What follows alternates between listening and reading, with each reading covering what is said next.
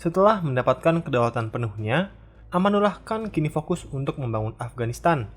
Ia menerapkan reformasi di berbagai aspek pemerintahan seperti hukum, pendidikan, dan ekonomi.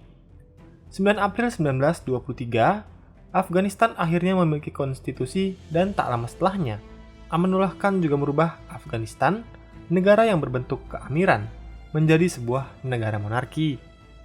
Di samping reformasi besar-besarannya, Amanullah Khan yang adalah pengagum pemikiran liberalisme barat juga menerapkan sekularisasi, di mana ia berusaha memisahkan nilai agama dari kehidupan masyarakat dan politik, serta menjunjung tinggi kesetaraan gender. Proses modernisasi ini dimulai di masa pemerintahan Amanullah Khan, saat anggota keluarga kerajaan dan pejabat pemerintah harus berpakaian seperti orang barat. Namun sekularisasi dan modernisasi yang diterapkan ditentang oleh sebagian masyarakat, terutama para pemuka agama yang memicu terjadinya pemberontakan. Guna mengatasi berbagai masalah tersebut, kerajaan Afghanistan terpaksa kembali menerapkan nilai-nilai ajaran Islam dalam aspek sosial dan politik. Sekalipun demikian, upaya modernisasi dan pembangunan negara masih dilanjutkan oleh para penguasa penerus Amanullah Khan. Untuk hubungan luar negerinya, negara ini menjalin hubungan diplomatik dengan Amerika Serikat, negara-negara Eropa, dan negara Timur Tengah. Terlepas dari berbagai usahanya menjalin hubungan dengan pihak asing, negara ini juga berhasil mempertahankan netralitasnya yang dibuktikan dengan status netralnya selama dalam Perang Dunia Kedua. Dalam hubungan luar negerinya juga, Afghanistan sempat aktif menjadi anggota gerakan non-blok. Pembangunan pesat baru terjadi di masa pemerintahan Perdana Menteri Muhammad Daud Khan yang menjabat dari tahun 1953. Ketika menjadi Perdana Menteri, ia menerapkan kebijakan pembangunan 5 tahun, di mana ia berhasil membangun jalan raya antar kota besar dan berbagai infrastruktur penting bagi Afghanistan. Semua pembangunan ini berjalan lancar berkat dana bantuan dari Amerika Serikat. Di samping sektor ekonomi, ia juga terus memperkuat sektor militer dengan bantuan dari USSR.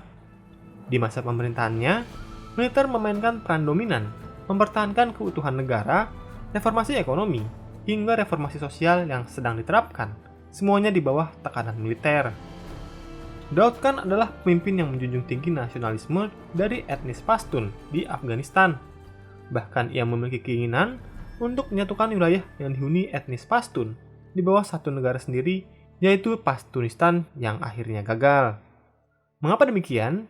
Karena ide ini jelas membuat pemerintahan barunya akan berkonflik dengan pemerintah Pakistan, yang uniknya juga memiliki populasi etnis Pashtun dalam jumlah besar.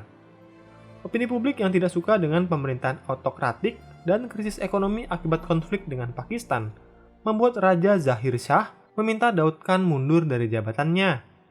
Akhirnya pada tahun 1963, Daud Khan dengan berat hati setuju mundur dari posisi Perdana Menteri dan digantikan oleh Muhammad Yusuf. 17 Juli 1973, Daud Khan dibantu para perwira militer yang masih loyal kepadanya melakukan kudeta terhadap Raja Zahir Shah.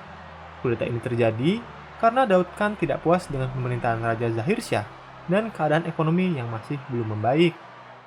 Setelah berhasil melengsarkan Zahir Shah, Daud Khan membubarkan kerajaan Afghanistan dan merubah negara tersebut menjadi negara republik, di mana ia menjadi presidennya. Naiknya Daud Khan menjadi pemimpin Afghanistan disambut baik oleh beberapa golongan, seperti para penganut ideologi kiri, reformis, kubu militer, hingga nasionalis etnis Pashtun. Fokus pertama yang menjadi perhatian Daud Khan adalah perekonomian Afghanistan yang masih lemah. Oleh karena itu, ia menerapkan beberapa program ekonomi seperti meningkatkan perdagangan, membantu pertumbuhan sektor industri, mendukung hasil produk dalam negeri, dan menstabilkan harga pasar. Program pembangunan ekonomi Afghanistan ini juga memperoleh bantuan ekonomi dari berbagai negara, seperti USSR, Amerika Serikat, Iran, dan Timur Tengah lainnya. Ia juga membangun sektor pertanian untuk mencukupi kebutuhan pangan warga Afghanistan. Sistem ekonomi Afghanistan adalah sistem campuran, di mana privatisasi diperbolehkan, namun negara tetap menguasai sektor industri dasar serta sumber daya alam. Layaknya saat masih menjabat sebagai Perdana Menteri, Afghanistan di bawah pemerintahannya menjadi sebuah negara dengan kepemimpinan yang bersifat autokrasi atau berpusat di satu orang. Selain menggabungkan jabatan presiden dan Perdana Menteri, ia juga mengamandemen konstitusi, di mana hanya ada satu partai yang berkuasa, National Revolutionary Party, serta memperkuat kekuasaan presiden dalam pemerintahan. Kebebasan pers dikekang pemerintahannya. Tokoh oposisi ditangkap, disiksa, hingga dibunuh. Daud Khan juga menangkap beberapa tokoh Islamis setelah terjadi pemberontakan dari kubu Islamis yang umumnya dilatih di Pakistan dan operasinya didukung oleh ISI. Relasi dengan kelompok kiri dan nasionalis Pashtun yang mendukungnya juga kian memburuk. Nasionalis Pashtun tidak lagi melihat Daud Khan sebagai sekutu karena perdamaian Afghanistan dan Pakistan di tahun 1978 telah memupuskan harapan pembentukan negara Pashtunistan. Daud Khan juga menyingkirkan pengaruh mereka di pemerintahannya dan terus mengawasi berbagai pergerakan mereka. Hubungan antara Afghanistan dan USSR bisa dikatakan cukup baik. Daud Khan pernah pergi mengunjungi USSR di tahun 1977. Di baliknya, USSR menyimpan rasa ketidaksukaan terhadap pemerintahan Daud Khan yang teguh pada prinsip gerakan non-blok dan gak ingin menjadikan USSR sebagai satu-satunya sekutu. 27 April 1978, terjadi sebuah kudeta yang dilakukan oleh partai PDPA yang berhaluan komunis di bawah perintah dari Hafizullah Amin untuk melengsarkan Daud Khan. Peristiwa ini di kemudian hari dikenal sebagai Revolusi Saur, di mana Daud Khan dibunuh oleh anggota PDPA. Pasca lengsernya Daud Khan, Muhammad Taraki dari partai PDPA menjadi pemimpin Afghanistan yang baru dan menjadikannya sebagai negara komunis. Rezimnya langsung diakui oleh USSR dan mereka menjalin hubungan yang sangat baik. Meski berhasil memegang cukup kekuasaan Afghanistan, namun pemerintahan komunis PDPA memiliki beberapa hambatan besar. Pertama, pemerintahan komunis tidaklah populer di mata rakyat, karena mayoritas penduduk Afghanistan yang beragama Islam memandang komunis sebagai ideologi yang tak bertuhan, dan para penganut nasionalisme juga tidak menyukai pemerintahan tersebut. Yang kedua, perpecahan dalam tubuh partai PDPA itu sendiri. Sejak tahun 1967, PDPA terbagi menjadi dua faksi, Khalqi yang radikal dan Parkam yang moderat, di mana keduanya saling melemahkan satu sama lain. Layaknya negara-negara komunis di seluruh dunia, pemerintahan komunis Afghanistan menerapkan kebijakan kolektivisasi lahan, di mana seluruh lahan di Afghanistan diberikan kepada warga pedesaan dan kelas bawah. Selain itu, dibentuk satu unit polisi rahasia yang bertugas untuk mengawasi orang-orang yang dicurigai oleh pemerintah sebagai musuh rakyat. Namun, program kolektivisasi lahan tidak berjalan dengan mulus karena berbagai hambatan, mulai dari keterbatasan sumber daya, perlawanan pihak yang menentang pemerintah, pada pejabat pemerintah yang tidak memahami kondisi sosial masyarakat di pedesaan, dan tentu saja korupsi. Program kolektivisasi lahan malah berujung dengan menurunnya produksi pangan. Represi dan eksekusi kepada orang-orang anti-komunis juga marak terjadi pada masa kekuasaan komunis di Afghanistan. Ribuan orang yang ditangkap dan mengalami penyiksaan hingga eksekusi. Pemerintahan komunis yang otoriter menimbulkan gerakan perlawanan bersenjata dari beberapa provinsi di Afghanistan. Perlawanan makin lama dan besar, bahkan sebagian besar tentara Afghanistan yang seharusnya menumpas pemberontak malah bergabung dengan pemberontak. Karena gerakan perlawanan tumbuh semakin besar, akhirnya pemerintah Afghanistan menyepakati Treaty of Friendship and Cooperation dengan USSR di tanggal 5 Desember 1978. Dalam perjanjian itu, USSR akan memberikan dukungan militer berupa pengiriman beberapa penasihat militer serta alutsista dan perlengkapan perang lainnya demi mempertahankan pemerintahan komunis Afghanistan. Sementara itu, hubungan pemerintah komunis dengan negara-negara barat menjadi memburuk. Bahkan Amerika Serikat mulai memberikan bantuan senjata kepada kubu pemberontak termasuk kelompok Mujahidin. Kelompok perlawanan umat Islam ini tengah membangun kekuatannya untuk melawan pemerintahan komunis Afghanistan. Selain itu, mereka juga merekrut prajurit tidak hanya dari Afghanistan, tapi juga dari negara sekitar seperti Pakistan dan Iran, sambil membangun markas operasi di beberapa wilayah seperti Nuristan, Hazarajat, dan Badakhshan. Beberapa kali Afghanistan meminta USSR mengirimkan pasukannya ke Afghanistan untuk membantu menumpas pemberontakan, namun USSR malah menolaknya. Hal ini karena sebagian kelompok pemerintah di USSR gak ingin negaranya dipandang sebagai agresor di mata internasional, apalagi merasakan pengalaman yang dialami oleh Amerika Serikat dalam Perang Vietnam. Sosok Taraki sebagai pemimpin Afghanistan juga mulai melemah karena usianya yang semakin tua dan kecanduan alkoholnya. Alhasil, perannya tidak lebih dari kepala negara yang bersifat simbolis. Sementara itu, Hafizullah Amin, tokoh kunci dalam pemerintahan Afghanistan, mulai mengambil alih kekuasaan di Afghanistan secara perlahan. 14 September 1979, Taraki ditangkap oleh Amin. Tidak butuh waktu lama, ia dieksekusi dengan cara dicekik. Dengan kematian Taraki, maka kepemimpinan Afghanistan kini sudah dikuasai sepenuhnya oleh Amin. Di balik hubungan baik Afghanistan dan USSR, Amin bersikap kurang kooperatif dengan USSR. Di sisi lain, sikap Amin yang tidak mau mengikuti semua anjuran USSR juga menimbulkan rasa curiga. Amin adalah seorang agen CIA yang menyamar. Akhirnya, USSR merencanakan untuk menyingkirkan Amin dan menggantinya dengan pemimpin yang mau kooperatif dengan USSR. Pada 27 Desember 1979, operasi pembunuhan Amin atau yang dikenal dengan Operation Storm dilaksanakan. Pasukan khusus USSR yang menyamar sebagai tentara Afghanistan menyerbu istana Tajbek, tempat di mana Amin berada. Dalam pelaksanaannya, USSR merancang operasi tersebut supaya tidak terlihat sebagai operasi yang dilakukan oleh USSR. Pasukan khusus USSR pun berhasil membunuh Amin, dan tak lama setelah itu, USSR menjadikan Babrak Karmal sebagai pemimpin baru dari Afghanistan. Di dalam USSR sendiri, sebenarnya terjadi perdebatan antara kubu yang menginginkan intervensi USSR dan kubu yang menentang intervensi tersebut. Masih ingat dengan konten Perang Vietnam, di mana Amerika Serikat takut akan sebuah efek domino jika pemerintahan Vietnam Selatan akhirnya jatuh? Ternyata hal serupa juga terjadi di USSR.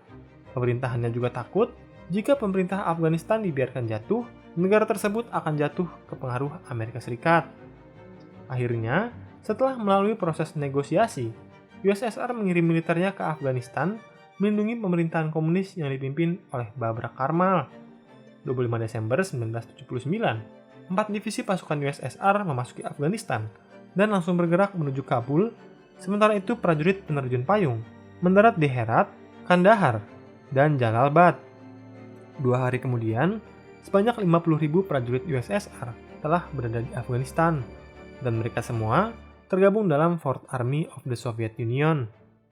Invasi ini membuat perlawanan Mujahidin semakin besar, karena menambah daftar alasan bagi Mujahidin untuk mengusir si penjajah asing USSR dari Afghanistan.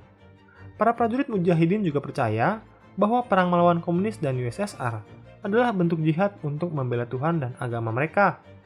Mereka juga mendapatkan bantuan dana dan persenjataan dari Amerika Serikat, serta mendapatkan pelatihan dari Badan Intelligence Inter-Services Intelligence dari Pakistan.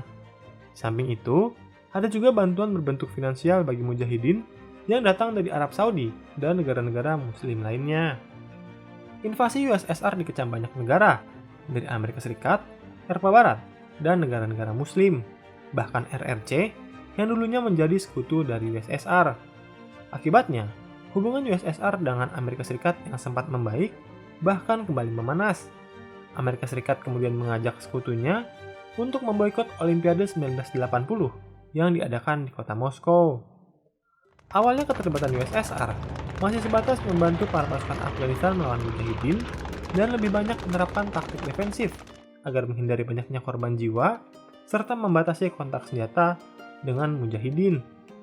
Namun karena kekuatan Mujahidin semakin besar, perlawanan yang dilakukan oleh warga Afghanistan ditambah korban jiwa prajurit USSR yang semakin banyak, para petinggi USSR setuju untuk bertindak lebih keras dalam menumpas perlawanan. Demi meminimalisir kerusakan dan korban jiwa dari serangan Mujahidin, USSR mendirikan pos penjagaan di jalur suplai, perkotaan, bandara, jembatan, dan titik-titik vital lainnya. Melihat berbagai perubahan, para Mujahidin mulai berpikir bagaimana cara terbaik melawan militer USSR yang jumlah dan perlengkapannya lebih besar. Mereka kemudian menerapkan taktik gerilya dengan menyergap konvoi militer, pasukan patroli, dan melakukan berbagai serangan kejutan ke pos-pos militer. Mereka juga memasang perangkap dan ranjau di jalur yang sering dilewati oleh konvoi-konvoi tersebut. Namun taktik gerilya bukan satu-satunya cara yang dilakukan oleh Mujahidin untuk melemahkan pasukan USSR. Berkali-kali, mereka menyerang markas Fourth Army dengan roket. Untuk membalas serangan, USSR kemudian berkali-kali melakukan serangan besar-besaran di wilayah yang diduga menjadi basis Mujahidin. Contohnya serangan ke lembah Panjshir pada April 1980, yang adalah operasi militer terbesar USSR setelah Perang Dunia II. September 1980, pasukan USSR kembali menyerang lembah Panjshir karena wilayah tersebut sangatlah strategis, yang menjadi penghubung antara Kabul dengan wilayah-wilayah utara Afghanistan yang berbatasan dengan wilayah USSR. Sejak 1980 hingga 1985, terhitung telah 9 kali USSR mencoba menguasai lembah Panjshir dan menumpas gerilyawan mujahidin, namun tidak pernah berhasil. Perlawanan sengit mujahidin di bawah pimpinan Ahmad Shah Massoud membuat pasukan USSR tidak bisa menguasai lembah tersebut. Selain tentara reguler, USSR juga mengirim pasukan khusus Spetsnaz dalam misi pengintaian, sabotase, penangkapan, dan pembunuhan para pemimpin mujahidin. Konflik USSR mujahidin belum berakhir. Konflik yang berlangsung bertahun-tahun sedikit banyak menguras sumber daya dan keuangan yang mempengaruhi ekonomi USSR. USSR juga mendapatkan tekanan dari banyak negara, bahkan beberapa kali masalah Afghanistan sampai dibawa ke dalam sidang PBB. Masalah ini membuat Gorbachev yang baru naik menjadi pemimpin USSR berencana menarik mundur pasukannya dari Afghanistan. Ia ingin keterlibatan USSR di Afghanistan berkurang dan lebih fokus dalam urusan dalam negeri, khususnya yang berkaitan dengan pelaksanaan dari dua kebijakan, Glasnost dan Perestroika. Juli 1986, keinginan Gorbachev jadi kenyataan dengan ditariknya 8.000 prajurit USSR dari Afghanistan dan USSR mengangkat Muhammad Najibullah sebagai pemimpin baru Afghanistan. Karena perang yang makin gak menguntungkan, pemerintah komunis Afghanistan berniat melakukan rekonsiliasi dengan pihak non-komunis, terutama dengan masyarakat muslim. Februari 1988, Gorbachev mengumumkan akan menarik semua pasukannya dari Afghanistan dalam waktu 10 bulan, sejak bulan Mei 1988. Konflik pun berakhir dengan disepakatinya Geneva Accords pada 14 April 1988. Kesepakatan ini menjamin hak Afghanistan mengatur dirinya sendiri, menarikan mundur pasukan USSR dari Afghanistan, dan pemulangan semua pengungsi kembali ke Afghanistan. 15 Februari 1989, militer USSR setelah sepenuhnya mundur, sedangkan pemerintahan Najibullah masih harus menghadapi perlawanan mujahidin.